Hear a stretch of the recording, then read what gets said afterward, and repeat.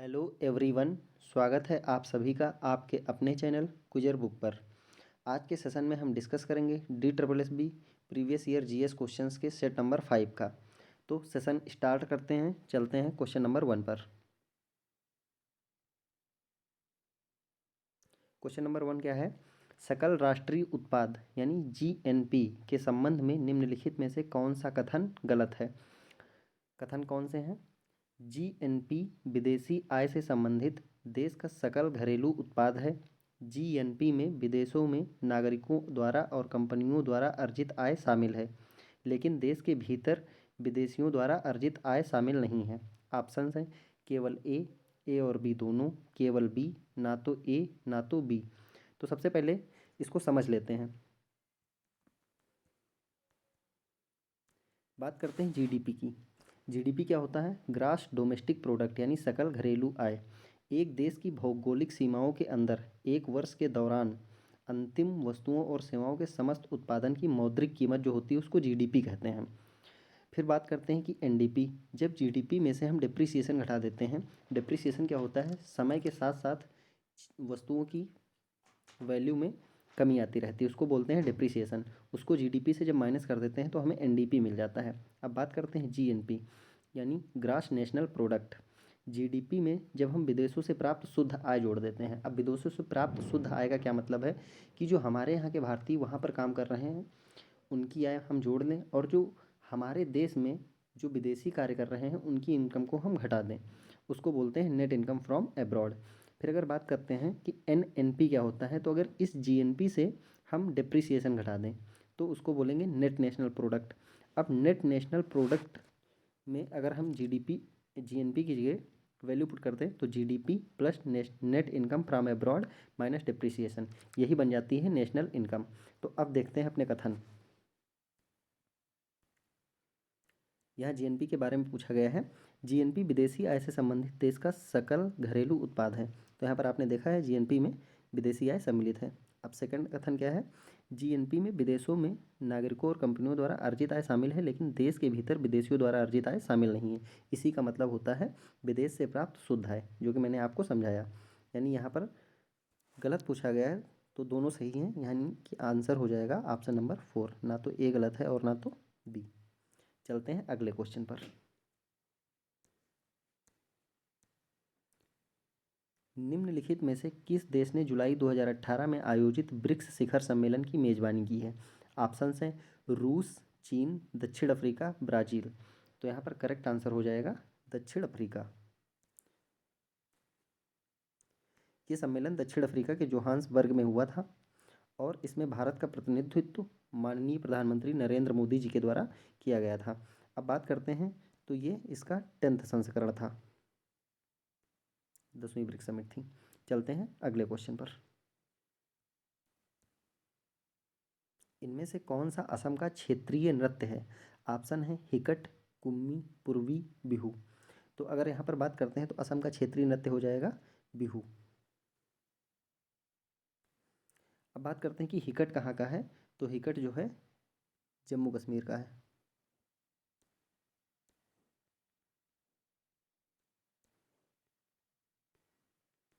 JNK का। जम्मू कश्मीर का और फेमस नृत्य कौन सा है? राउफ है, मंडजस है, दमाली है। अब बात करते हैं कि कुम्मी कहाँ है। कुम्मी कहाँ का नृत्य है, तो ये है तमिलनाडु का। और अगर बात करते हैं कि पूर्वी क्या है, तो पूर्वी हिंदुस्तानी शास्त्रीय संगीत का एक राग है। चलते हैं अगले क्वेश्चन पर। इनमें से किन धातुओं में एंटीबैक्टीरियल गुण पाया जाता है? ऑप्शंस हैं सोना, दुर्ग, प्लेटिनम, चांदी। तो यहाँ पर करेक्ट आंसर क्या हो जाएगा? चांदी। चांदी में एंटीबैक्टीरियल गुण पाया जाता है और चांदी विद्युत की सबसे ज़्यादा सुचालक वाली धातु है, यानी इसमें सुचालकता सबसे अच्छी होती है। चलते हैं अगले क्वेश्चन पर। सौरभ चौधरी एक भारतीय हैं, मतलब किससे संबंधित हैं ये पूछा गया है यहाँ पर। तो ऑप्शंस हैं कबड्डी खिलाड़ी, निशानेबाज, पहलवान, एथलीट। तो सौरभ चौधरी एक भारतीय निशानेबाज है, यानी यहाँ पर करेक्ट आंसर क्या हो जाएगा? सेकंड। अब बात कर लेते हैं सौरभ चौधरी। तो ये अपने उत्तर प्रदेश से ही हैं। इन्होंने 2018 एशियन गेम्स में गोल्ड मेडल जीता है। 2018 में ही यूथ ओलंपिक गेम्स में गोल्ड मेडल जीता है इन्होंने। 10 मीटर एयर पिस्टल में।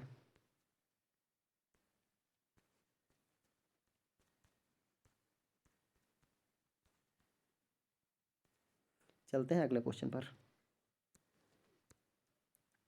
बनिहाल सुरंग हिमालय के निम्नलिखित विभागों में से किसके अंतर्गत आता है? ऑप्शंस हैं केंद्रीय हिमालय, छोटा हिमालय, बड़ा हिमालय, शिवालिक। तो सबसे पहले बात करते हैं कि बनिहाल सुरंग ये पड़ती किस श्रेणी में है? तो ये पड़ती है हिमालय के पीर पंजाल श्रेणी में, जो कि जम्मू कश्मीर में है। अब बात करते हैं कि पीर पंजाल हिमालय के किस श्रेणी में आता है? तो ये छोटा हिमालय की श्रेणी में आता है। तो यहाँ पर करेक्ट आंसर क्या हो जाएगा?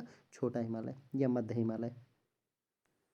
बनिहाल सुरंग का नाम बदलकर जवाहर सुरंग भी कर दिया गया है। ये फैक्ट भी आप लोगों को ध्यान रखना है। चलते हैं अगले क्वेश्चन पर।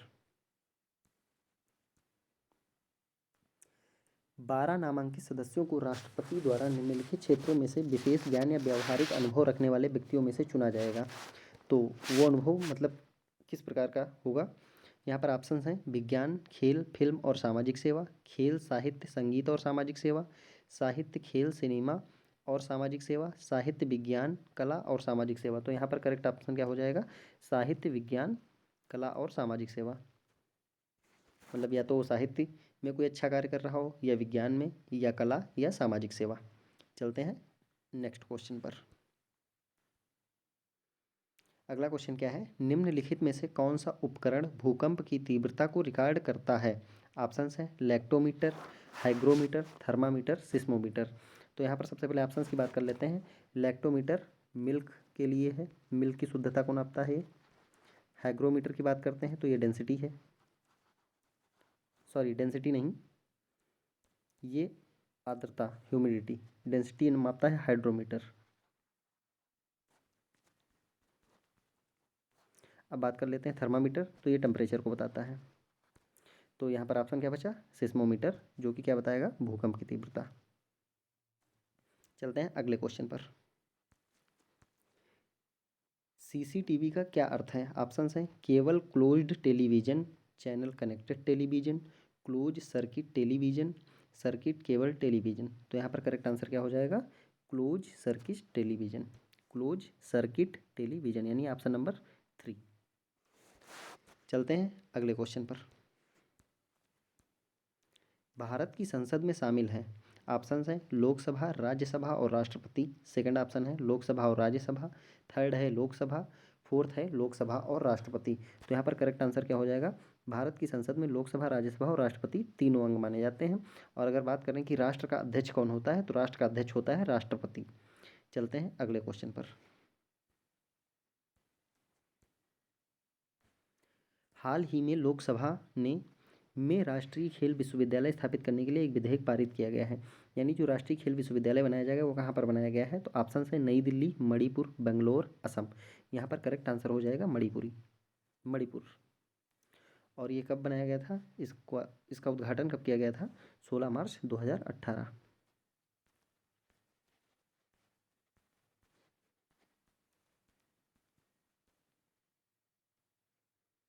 चलते हैं अगले क्वेश्चन पर। सीजन 2018-19 में बाजरा का न्यूनतम समर्थन मूल्य क्या है? ऑप्शन है 1925, 1900, 1950, 1980। तो यहाँ पर करेक्ट आंसर क्या हो जाएगा? 1950। और बात करते हैं इस समय कितनी फसलों की को दिया जा रहा है एमएसपी? तो 23 फसलों को। चलते हैं अगले क्वेश्चन पर। सही कथन चुनें। कथन क्या है? परम आदेश का शाब्दिक अर्थ निर्देश है। सेकंड है भारत में परम आदेश केवल अधिकारियों और अन्य व्यक्तियों के खिलाफ नहीं होगा जो सार्वजनिक कर्तव्यों से बंधे हैं, बल्कि सरकार के खिलाफ भी है। तो यहाँ पर सबसे पहले समझ लेते हैं परम आदेश क्या है। एक प्रकार की रिट होती है, हमारे संविधान में 5 रिट दी गई हैं। तो परम आदेश का अर्थ क्या होता है? हम आदेश देते हैं, लेकिन यहाँ पर क्या लिखा है? निर्देश। तो ये कथन क्या हो जाएगा? गलत हो जाएगा। अगला, भारत में परम आदेश केवल अधिकारियों और अन्य व्यक्तियों के खिलाफ नहीं बल्कि सरकार के खिलाफ। तो परम आदेश जो है कोई भी सरकारी कर्मचारी हो, अधिकारी हो, या सरकार के खिलाफ, किसी के खिलाफ भी लाया जा सकता है जो अपने काम को नहीं कर रहा है सही ढंग से। तो यहाँ पर केवल बी हो जाएगा आंसर, यानी कि ऑप्शन नंबर 3। चलते हैं अगले क्वेश्चन पर।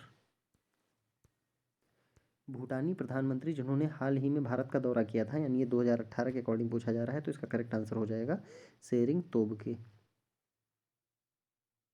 चलते हैं अगले क्वेश्चन पर।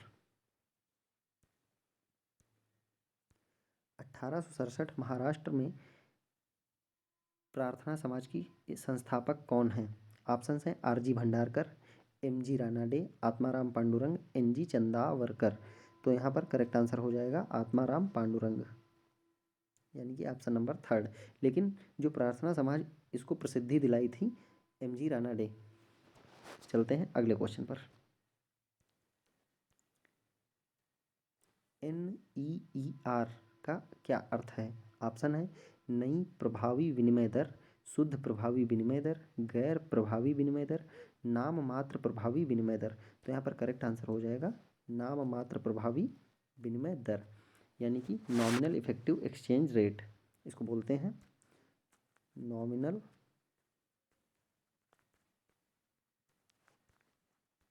Effective exchange rate. अब बात कर लेते हैं कि ये होता क्या है।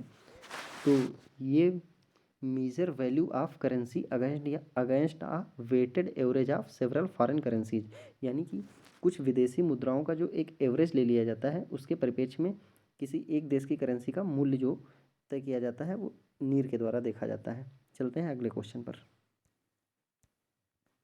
समुद्रगुप्त के दरबारी कवि कौन है? ऑप्शन है हरिसेन, बाणभट्ट, वात्स्यायन, भीमसेन। तो यहाँ पर करेक्ट आंसर क्या हो जाएगा? हरिसेन, यानी कि ऑप्शन नंबर 1। इनके द्वारा एक फेमस किताब लिखी गई है प्रयाग प्रशस्ति। प्रयाग प्रशस्ति।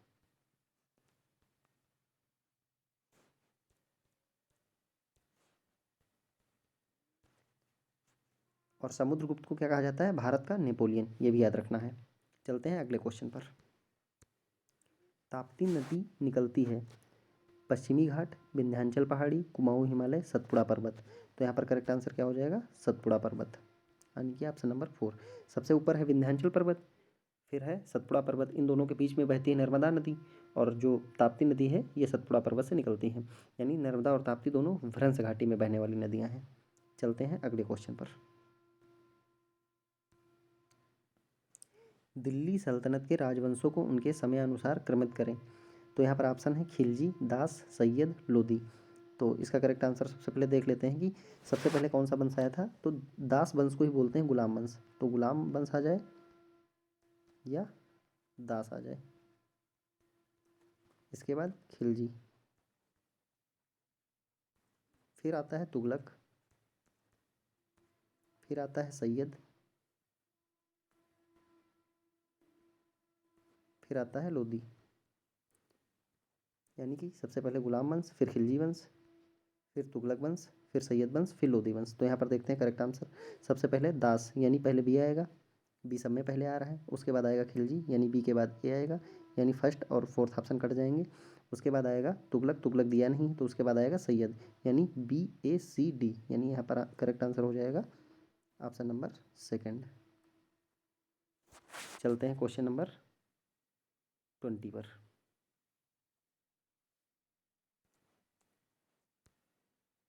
नागालैंड की साक्षरता दर क्या है? ऑप्शन है 78.8, 78.0, 76.2, 79.6। तो यहाँ पर करेक्ट आंसर क्या हो जाएगा? 79.6। ये 2011 की जनगणना के अनुसार पूछा जा रहा है। अगर बात करते हैं कि इंडिया की जनगणना क्या है, साक्षरता दर क्या है, सॉरी, 74.04। अगर यहीं पर बात कर लेते हैं कि मेल की कितनी है, तो वो है 82.14।